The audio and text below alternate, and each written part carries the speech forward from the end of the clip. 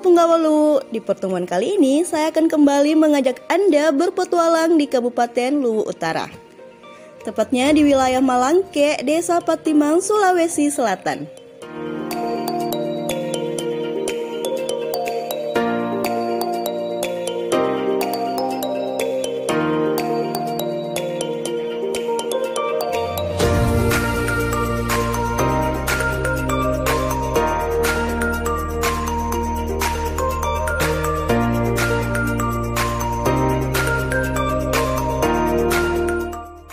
Assalamualaikum warahmatullahi wabarakatuh. Hai sahabat Punggawa Luwu, berjumpa lagi bersama saya Sari Maya.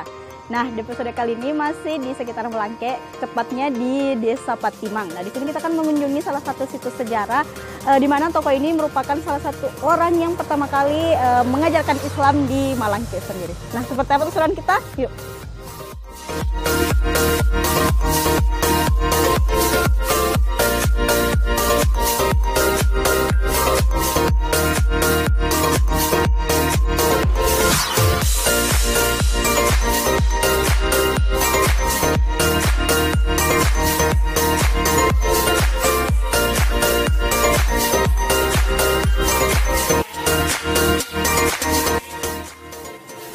Nah pemirsa, setelah menempuh perjalanan kurang lebih 500 meter dari gapura di depan sana, nah sekarang kita sudah tiba nih di pemakaman Datu Patiman dan Andi Patiware. Nah seperti apa suasana di dalam? Yuk kita masuk.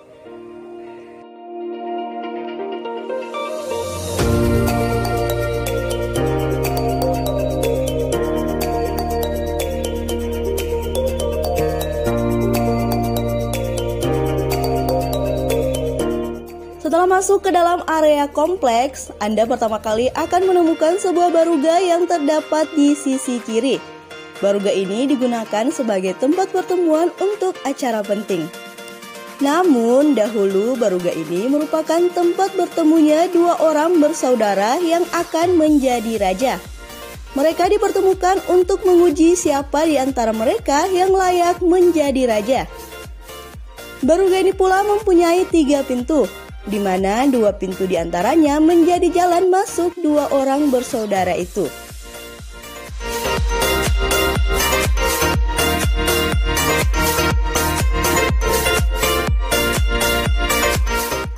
Sementara pintu ketiga atau bagian tengah adalah jalan masuk juru damai antara dua orang bersaudara yang akan uji kesaktian menjadi raja.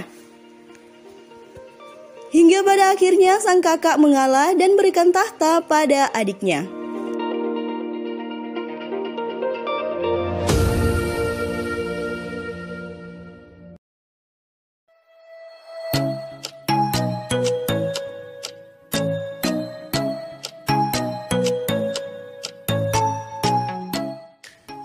Nah pemirsa, di kompleks makam ini juga terdapat baruga, di mana baruga ini merupakan tempat pertemuan untuk berbagai kegiatan seperti kegiatan kedatuan ataupun juga kegiatan agama. Nah di baruga ini sendiri terdapat 3 pintu masuk, yaitu di depan saya sendiri dan juga ada di sisi kanan dan sisi kiri.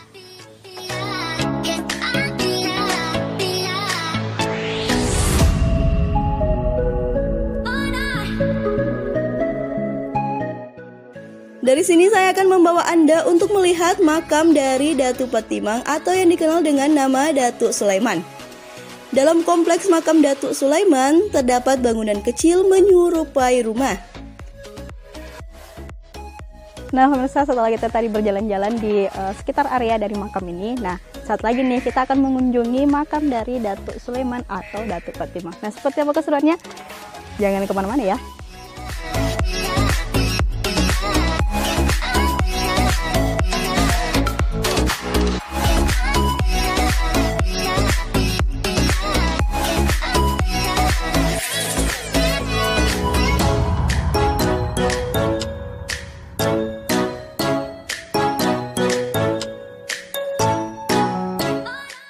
Di dalamnya merupakan tempat disemayamkan Datuk Sulaiman ketika meninggal dunia.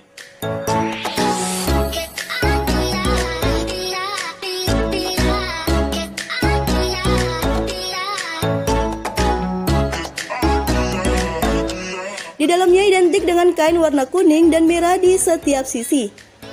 Makam ini kerap dikunjungi sebagai tempat untuk berziarah, di mana diketahui Datuk Sulaiman adalah sosok yang pertama kali bawa ajaran Islam di Tanah Luwu.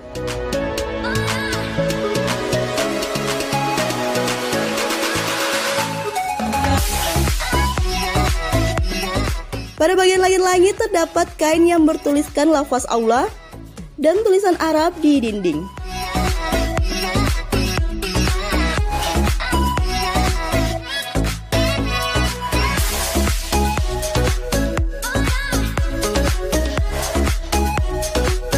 Nah, pemirsa, seperti inilah makam dari Datuk Sulaiman atau Datuk Patiman, di mana Datuk Sulaiman ini merupakan salah satu tokoh yang membawa keselamatan bagi umat manusia.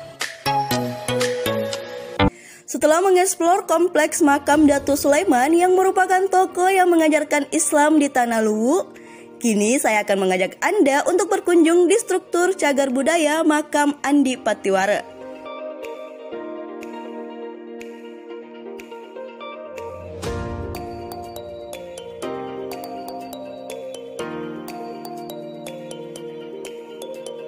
Eits, tapi sebelum mengulik lebih dalam tentang Andi Patiwara, simak dulu ulasan perjalanan Datuk Sulaiman di Tanah Luwu. Kalau Datuk Sulaiman yang pertama kan utusan dari Aceh, ya namanya saja Datuk, ya, dari Aceh, tiga serangkai, Datuk di Pandan, Datuk di Biro, kemudian Datuk di Butu, Datuk Sulaiman. Nah, Datuk Sulaiman terus ke Malangke. Jadi yang dua ini tinggal di Bulukumba dan di Makassar. Tapi dia belum menyebarkan agama, belum ada orang menerima agama. Sebab yang tertinggi kedudukannya adalah Luwu. Ya. Sombari gua tidak mau menerima ajaran baru. Kemudian juga yang ada di Bulukumba, kalau Luwu tidak menerima karena kerajaan di Sulawesi Selatan yang terbesar adalah Luwu. Itu harus kita percaya semuanya. Bahwa Luwu adalah kerajaan yang pertama yang terbesar. Nah, di sini juga banyak orang salah paham.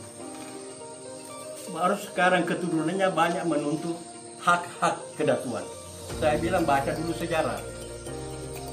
Ketika Andi Jema pulang dari Istana Bogor, dia berdiri di tangga istana, dia berbicara bahwa kerajaan Luwu sekarang sama dengan singa yang tidak bergigi. Singa tapi tidak punya gigi.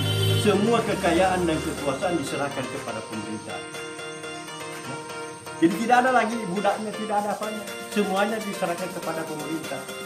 Dan pemerintah berkewajiban melindungi dan menghidupi kerajaan. Tetap ada ratu, tapi tidak punya kekuasaan. Nah, sekarang kalau ratu mau bikin acara, maka pemerintah yang biayai. Nah, itu salah pahamnya sekarang banyak. Kalau yang makam di Patimang itu kan, apakah memang benar makam dari Datuk Sulaiman atau seperti apa? Yang meninggal itu jadi ketika sudah agama yang dibawa di Patimang ini diterima, 1 tahun kemudian dia berangkat ke Goa bersama-sama, baru Islamkan juga. Jadi beda-beda 1 tahun itu. Goa dengan Luwu, kemudian Goa dengan Bone dan shopping apa segala. Nah, biasanya di daerah makam situ Pak, biasa ada istilahnya orang di Patimang itu mak gawe. Apakah ada kaitannya dengan itu? Di Patimang punya hamba, ya. Terus terang, kalau Datu datang di Patimang, maka yang diberikan hadiah adalah orang hadiahnya Datu Bakti Buddha. Tapi kalau Datu datang di Tanah Pao, Tanah Pancai, Tanah Patunduk, maka Datu harus menyumbangkan emas. Sebaliknya. Kenapa bisa seperti itu? Karena sesungguhnya seandainya boleh 2 raja, maka raja yang tertua adalah Petapao. Tetapi tidak boleh 2 raja dan dia punya kebijaksanaan yang tinggi terhadap orang banyak, maka dia menerima jabatan Patunduk ini Nawara Dimpo namanya. Jadi ada istilah berikutnya setelah dia terima itu, kalau Datu mau masuk nanti di Tanah Pao, polo pak, polo pani, polo jarum petun rai. Artinya Datumu simpan di luar, baru masuk saudara yang datang.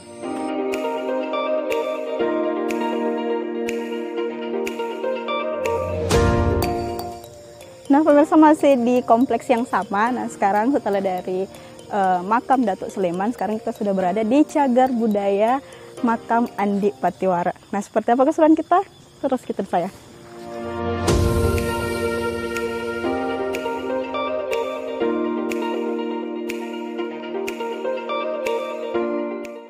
Masih satu lokasi dengan makam Datuk Sulaiman, namun makam Andi Patiwara ini terpisah dari Datuk Patimang. Lokasinya pun terpelihara dengan sangat baik, serta sangat bersih meski sudah ribuan tahun lamanya. Di sini pula terdapat sebuah bangunan yang menyerupai rumah, tapi berbeda dengan struktur makam Datuk Sulaiman. Di sini tak ada dinding yang mengelilingi bangunan tersebut. Bentuk bangunannya pun sudah terlihat modern, terlihat dari bahan yang digunakan.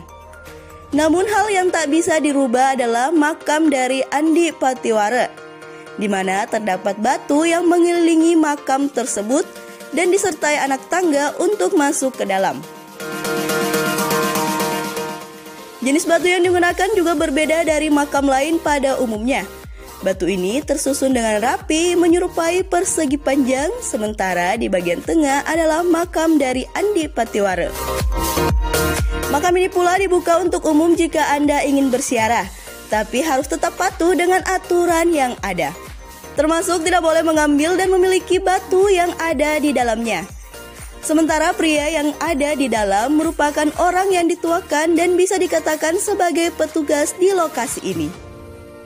Jika Anda bertanya apa yang sedang dilakukan, maka itu adalah bentuk penghormatan kepada mendiang Andi Patiwara.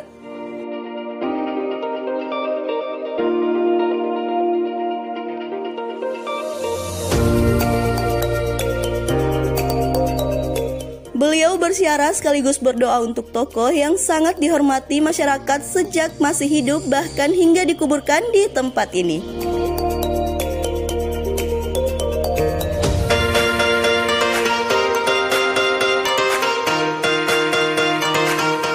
Oh ya pemirsa, makam ini juga memiliki aroma khusus, di mana terdapat potongan daun serta minyak yang dioleskan di batu nisan.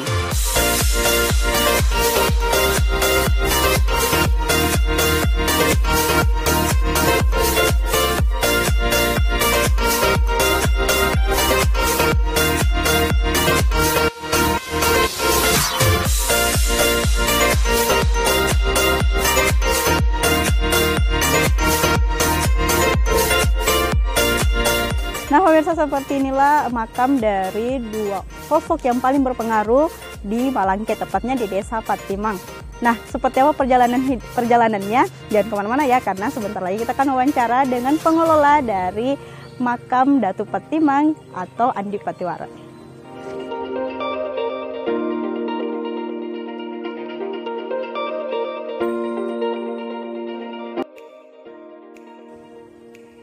Nah, pemirsa, masih di sekitaran area pemakaman Datuk Patimang atau Andi Patiwara. Nah, jangan kemana-mana, karena saat lagi atau sebentar lagi kita akan wawancara dengan pengelola dari makam tersebut.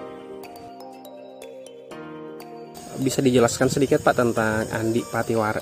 Andi Patiwara itu arti daripada pati itu adalah kuasa, wara adalah wanita malempu, sehingga mendapatkan nama itu sangat luar biasa, memang perjuangan baru mendapatkan nama itu. Akhirnya dia ketika dia setelah mulai pulang dari pengembaraannya pada waktu itu, baru dia mendapatkan nama Patiwara. Untuk ini sendiri meninggalnya kapan Pak? Kalau meninggalnya setahu saya kita tidak ada yang mengetahui bahwa dia meninggal. Tidak ada, karena makam sudah jadi baru dia menghilang dia. Ini Pak, dari struktur bangunan yang ada di sini itu batuannya memang didatangkan dari mana? Apakah memang ada di sini atau memang dari luar? Kalau batunya, kalau setahu saya ini batunya memang sudah jadi baru dia menghilang. Ada versi mengatakan dari orang tua kemarin, nenek, bahwa itu terbuat dari tanah liat campur dengan putih telur, air putih. Ya. Putih telur. Iya, telur. Jadi sekilas mirip dengan proses pembangunan Masjid Jami. Kalau Masjid Jami dia lah yang membangunnya. Beliau yang membangunnya. Sama jenisnya dengan Candi Borobudur. Sama jenisnya dengan Benteng Rotterdam. Ini beliau. Sama motifnya. Ini namanya batu cadas. Batu cadas ya. Jadi beliau dari Patimang ke Palopo itu membangun Masjid Jami, Pak ya? Ya, ketika Islam besar pada waktu itu. Islam sudah menyebarkan Islam sudah besar pada waktu itu, terbangun Masjid Jami. Kalau di Baruga sendiri Pak, sedikit saja yang Baruga yang punya 3 pintu. Di Baruga itu ya Baruga namanya, kalau orang Jawa pendopo, ya tempat ya perkumpulannya. Membuat keputusan seperti itu. Kenapa harus ada 3 pintunya, Pak? Itu bersimbol kepada sejarah bahwa ketika orang bersaudara tadinya diputuskan pada waktu itu bahwa dialah yang selaku raja pada waktu itu. Ternyata 2 bersaudara waktu itu mau dipertaruhkan dikasih baku tarung. Jadi ada yang satu naik dari samping kiri kanan masing-masing begitu, seperti itu. Nah pemirsa, seperti itulah tadi kisah dari kedua sosok yang paling berpengaruh di Patimang, khususnya di Malangke. Nah dari bincang-bincang tadi dengan beliau atau dengan pengelolanya, maka kedua nama tersebut juga memiliki arti. Bincang-bincang juga tadi sekaligus mengakhiri perjumpaan kita kali ini. Saya Sari Maya dan seluruh kru yang bertugas pamit undur diri. Assalamualaikum warahmatullahi wabarakatuh.